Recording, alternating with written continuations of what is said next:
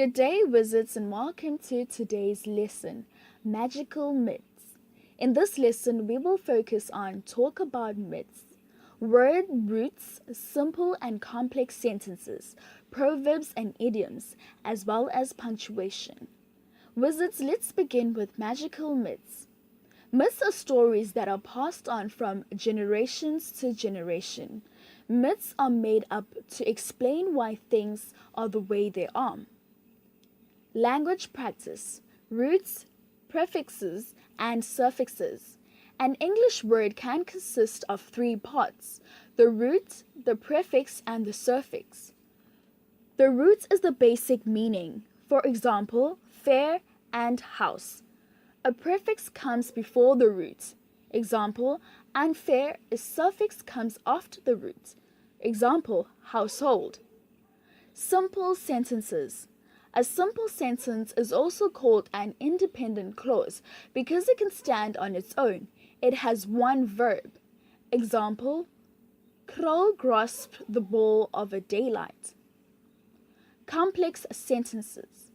Dependent and independent clauses.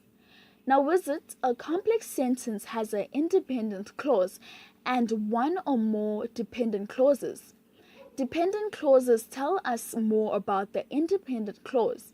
Dependent clauses are introduced by conjunctions such as because, since, after.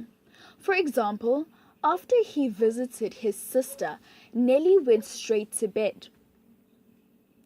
Let's continue to look at proverbs and idioms.